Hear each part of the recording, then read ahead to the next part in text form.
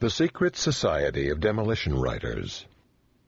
Stories by Aimee Bender, Benjamin Cheever, Michael Connelly, Sebastian Junger, Elizabeth Mccracken, Rosie O'Donnell, Chris Offutt, Marc Parent, Anna Quindlen, John Burnham Schwartz, Alice Sebold, Lauren Slater.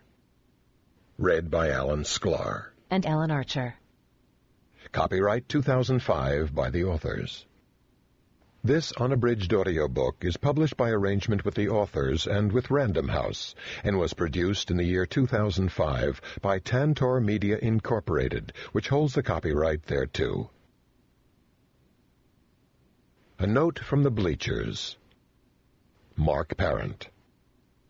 Every September, thick clouds of blue smoke rise from a lit-up field on the outskirts of a small northeastern Pennsylvania town. I'm told by those who would know that the smoke is most likely the result of a full-impact lateral hit from the back end of a Chevy Impala, Cadillac Fleetwood, Olds Cutlass, or other circa 1970s brick shithouse on wheels, which cracks the block of the intended target, Pontiac Granville, Chevy El Camino, Plymouth Hemi-Cuda, spraying oil all over a manifold that's cooking at a comfortable 500 to 600 degrees Fahrenheit. White clouds indicate a radiator hit, hoses bursting with an explosion of steam that instantly fills the interior of the car and sends the driver scrambling through the side window. Smoke is what we all come here to see. Steep metal bleachers on the south side of the field are filled to capacity with people of all ages chewing fat, dark cubes of fudge and washing them down with gulps of orange soda. We have all paid to see smoke. The local volunteer firemen want smoke as well.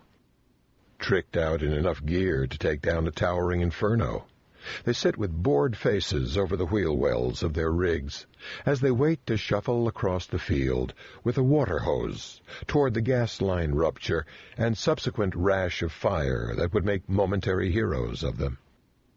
Their girlfriends stroke the backs of their necks as backhoe operators on the other side of the field are at the ready to hoist crumpled cars into the air and haul them away. High up in the announcer's booth, a row of men with their caps drawn low over their eyeglasses sit hunched over microphones, ready to narrate the destruction. This is the GDS Demolition Derby. 5 heats of 10 cars per round. 2 rows of 5 cars lined up on either side of the field, which, after a countdown from 3, commence to smashing the hell out of each other until there is only one left with its motor running. At the end of the night, the winners from each heat drive their nearly decommissioned vehicles into the ring for a final battle. The winner of this round takes the night. He stands on top of his smashed-up car, beats his helmet against the roof, and lets out a victory howl that the crowd in the bleachers echoes back. Then he hops off the car and walks over the muddy field like a stiff-legged rodeo rider to pick up a trophy and a kitty worth around $1,000. Over the years, the ritual of this night has signaled the last gasp of summer for my family. My wife and I cover our kids' ears with headphones to deaden the roar of engines and fill their pockets with candy so they will last the night. We meet up with 2 other families and huddle together with blankets across our laps as we point to the hand-painted taunts on the cars and shout them out to one another. Outlaw Crusher, the Jugulator, Eat Me, Yo Mama. Then the heats begin, and we fall silent to watch the skill and finesse of the drivers, the reckless stupidity, the cheap shots, determination, and even bravery. By the conclusion of the contest, after the roaring engines, flying mud, sparks, fire, and twisting metal have all come to an end, something incredible happens every year. The same guy wins. His name is Pete Hansen. You really need to see a demolition derby from the front row to fully appreciate the impossibility of this. There are simply too many variables in the random, unpredictable chaos of the competition for the same person to win every year. Yet every year, that's exactly what Pete Hansen does. I developed a simmering obsession with the man after I saw his third win. The following year, before his fourth win, I was sure his streak would break, and then watched as he reduced his competitors to smoking heaps of debris. By the fifth year, I knew that if he entered, he would win, decisively. The men in the announcer's booth ran down the roster for the first heat. Pete Hansen's name was called. He rolled unceremoniously into the ring. The flag dropped, and I watched as he systematically tore the insides out of every car within reach of his back bumper. He went on to do the same in the final battle, and own the night.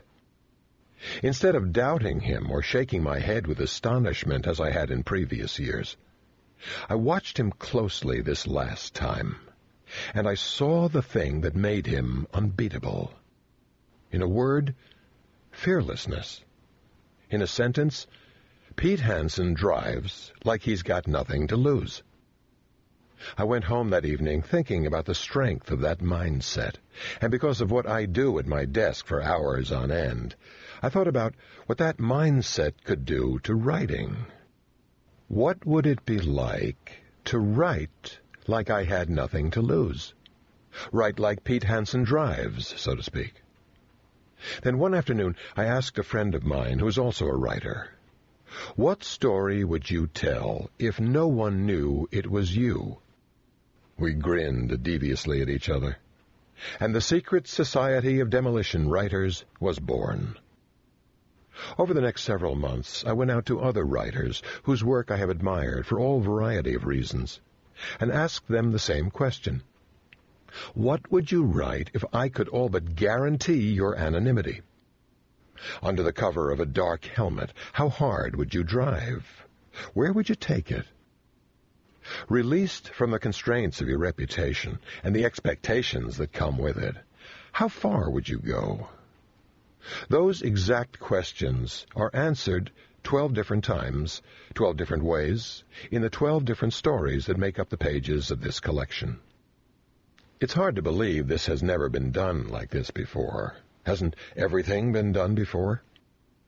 Anonymous short stories from well-known writers make too much sense not to have been put together in a collection long ago. Nearly everyone who has written more than one book can tell you that there is a great deal of difference between writing with the knowledge of what will happen once the book is published and writing without that knowledge, if for no other reason than the moment you take after the second book to think about choosing a title that will be easy to explain to every other person who asks you on the tour. God help the writer who finds success and can finally buy the lake house, but is conscripted for the remainder of his career by publishers and readers alike to the one mineshaft that hit pay dirt. Wouldn't it be nice if an author like this could somehow chuck everything their reputation stands on in order to see what else might be out there? Wouldn't it be liberating? And in turn, wouldn't that be good for storytelling?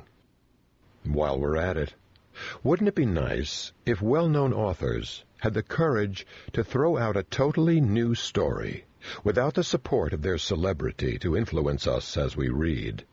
If they had a way to let the story stand on its own, told a story for the story's sake, so to speak. In a sense, every first book is written anonymously. The person who writes their first book can't imagine it will eventually be published, much less read by anyone. They take what is just a stack of paper and hand it to their agent, who hands it to a publisher, who finally turns it into a book. And the name printed neatly across the cover doesn't change the fact that they'd written every page anonymously.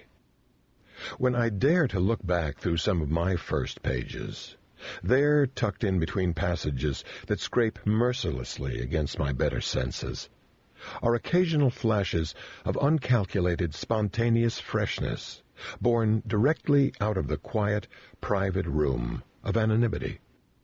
No subsequent book is ever written with the unknowing sparkle of the first.